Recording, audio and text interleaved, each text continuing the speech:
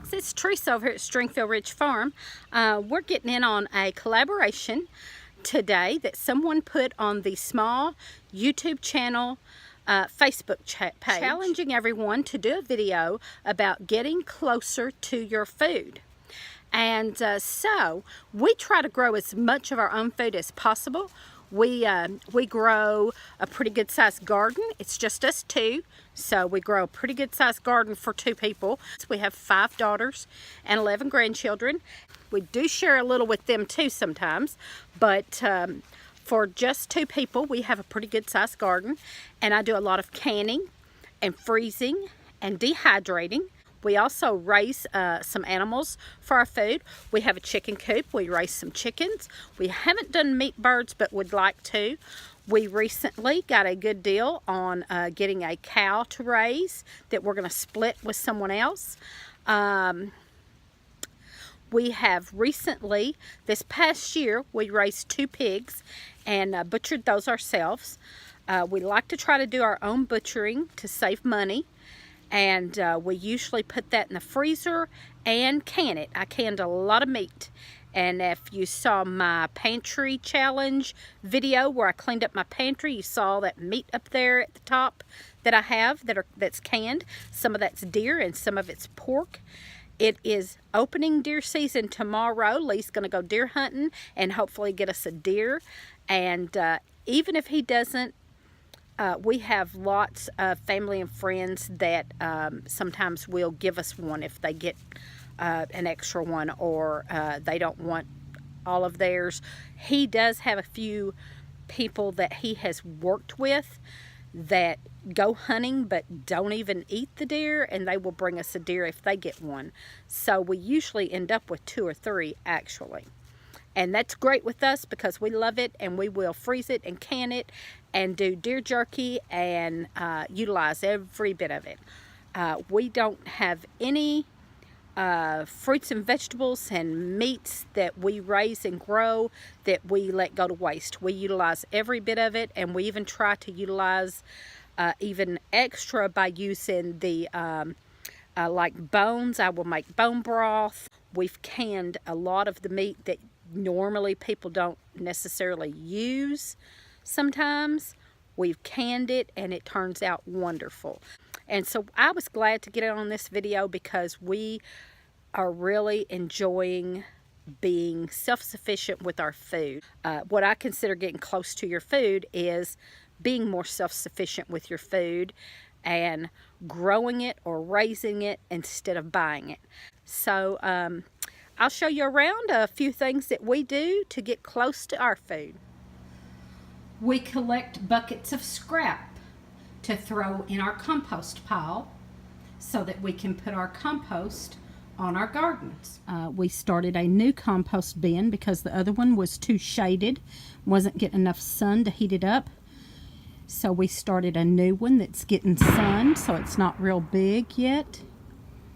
And there's that. And that provides us with compost to put on our garden to help fertilize our garden.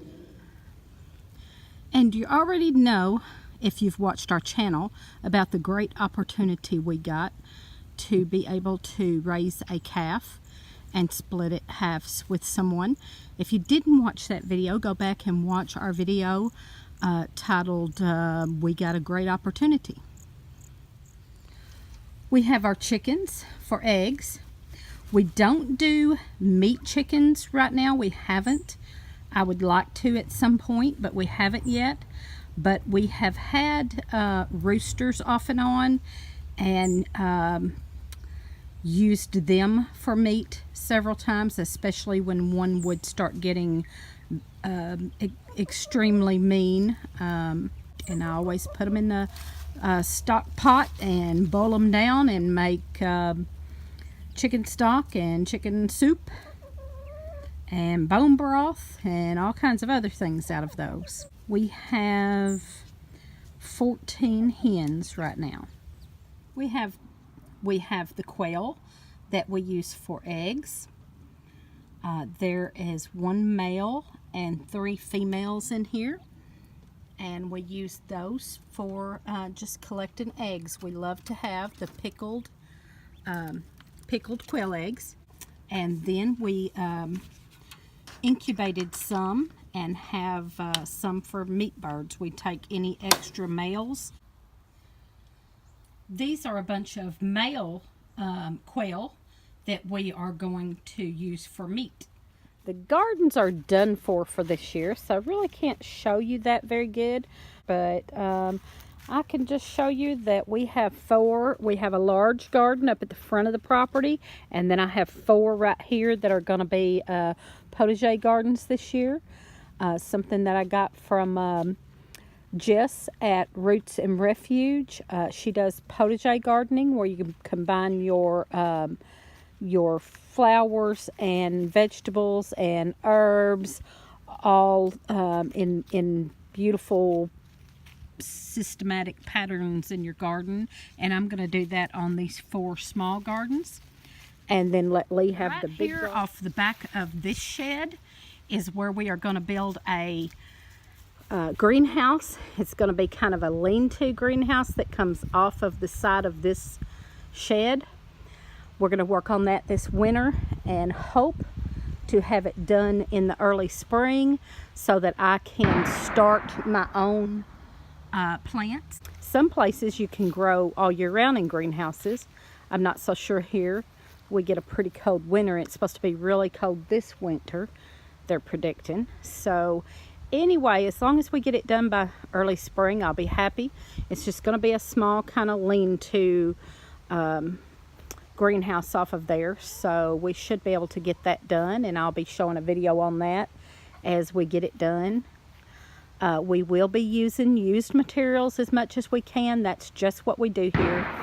So we will be filming that to show you how we do that. So here's one of my tomato plants that's in a pot, and it is still going even as late as it is, and we've had a light frost. We're about to have a freeze, so it probably won't make it any longer after the hard freeze. But for now, it's still going good, and I've just let it go. I picked some tomatoes off of it today, but there's just still a ton of little green tomatoes. And I'm thinking I might go ahead and pick those. But they're all over it. They're just thick all over it, little green tomatoes. This one's still going strong, so I would love to leave it if I can. But that's just another way that we stay close to our food, I guess you'd say, is that I want to let this go as long as possible so that I can utilize it. They're shooting all around now. I think they're just playing around now. And I'm pretty sure that guy's not sighting in any sights. He's just goofing off now. Wasting shells. They waste shells. I don't understand it, but they get out there and shoot and shoot and shoot and waste shells. And Lee says, 2 or 3 shots he can sight in his gun. He doesn't understand why they have to shoot 50 times to sight in their gun. But anyway, that's what we got going on. We planted fruit trees about 2 years ago. We planted 2 apple trees, 2 pear trees, a peach tree, and we done a grape arbor there. And we also have a black walnut tree and 7 pecan trees on this property.